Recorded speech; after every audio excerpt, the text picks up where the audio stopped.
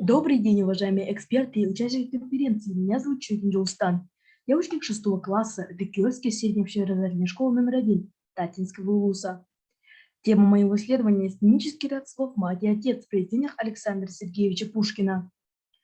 В данной работе мы проанализировали сценические ряды слов «мать» и «отец» с разным количеством слов в ряду в языке Александра Сергеевича Пушкина, в семантическом, стилистическом, образном и других видах. Мать, матушка, маменька, мама. Общее значение синонимов данного ряда – наименование женщины по отношению к ее детям. В произведениях Пушкина в большем количестве случаев встречается слово «мать» и употребляется во всех жанрах. Существительное «мать» – значение общепринятое наименование женщины по отношению к ее детям, употреблено в следующих приводимых ниже цитатах.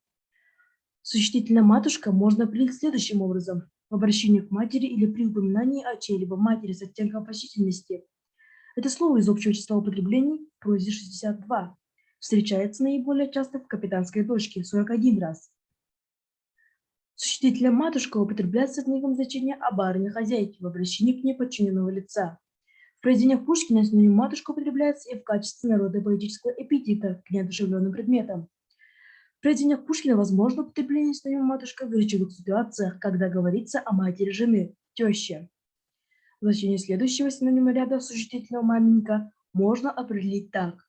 Ласковое обращение к матери или наименование чьей-либо матери в дворянском быту. Существительное «мама» зафиксировано в языке в произведениях Пушкина единственный раз. Значение этого синонима – ласковое наименование матери в разговоре с ее ребенком.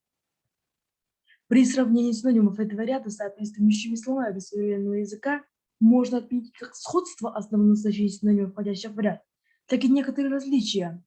Например, для языка Пушкина не характерны такие оттенки значения обращения мужа к жене. Для современного языка не характерны такие смыслы, которые приобретают слово «матушка» в контекстах пушкинских произведений. Отец, батюшка, папенька, родитель, папа, тятя. Общее значение синонимов данного ряда – мужчина по отношению к своим детям. Наиболее употребительную Пушкина в рассматриваемом ряде синоним «отец». В произведениях «Капитанская дочка» и «Дубровский» она используется соответственно 32 и 30 раз. 73 раза употреблено существительное «отец» в публицистических статьях и заметках. В произведениях Пушкина можно встретить параллельное употребление слов «отец» и «государь» или «отец-государь». Значение второго, по частности, употребления синонима ряда существительного «батюшка» можно определить следующим образом. В обращении к отцу или при упоминании о чем-либо отце с оттенком почтительности. Это слово встречается во всех жанрах произведений Пушкина. Наибольшее число раз 63, общее число употреблений 94.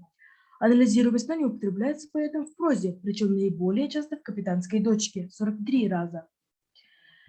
В произведениях Пушкина встречаются слова «батюшка-царь», «царь-батюшка», «батюшка-государь». «Батюшка» здесь употребляется в качестве приложения. Подобное употребление синонима «батюшка» сближает его с синонимом «царь». Следующий синоним рода существительного «папенька» употребляется Пушкиным в речи персонажей. Значение этого слова можно определить как ласковое обращение к отцу в дворянском обществе. Интересно отметить, что из 19 употреблений этого слова в прозе 11 принадлежат 3 Машам, героиням «Метели», «Капитанской дочки» и Дубровского. Наиболее часто можно встретить указанное обращение в речи героини Дубровского – 8 раз. Существительное «папа» зафиксировано в языке Пушкина 5 раз в прозе и все 5 раз в одном произведении – «Барышня-крестьянка». В речи одного персонажа – Лизы. Значение этого синонима – непринужденное обращение к отцу в дворянском быту. 4 раза употреблено Пушкиным существительное «тятя». Значение этого синонима – обращение к отцу в крестьянской среде. Сравнительный анализ семантической, стилистической и смысловой разработки понятия с синонимическим ряду со словом «отец» в языке Пушкина в современном позволяет сделать некоторые наблюдения.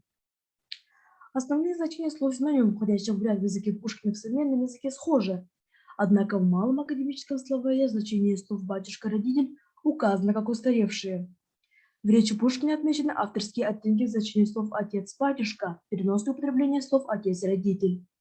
Синоним «папаша», «батька», «батя родимый» не характерен для языка Пушкина, а слово «папенька» не вошло в синонимический ряд современного языка.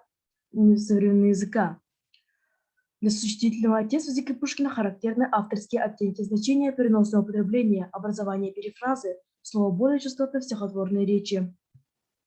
В творчестве Пушкина происходит активное, творческое, новаторское и своеобразное использование синонимов, при переносе употребления слова приобретают авторские смыслы.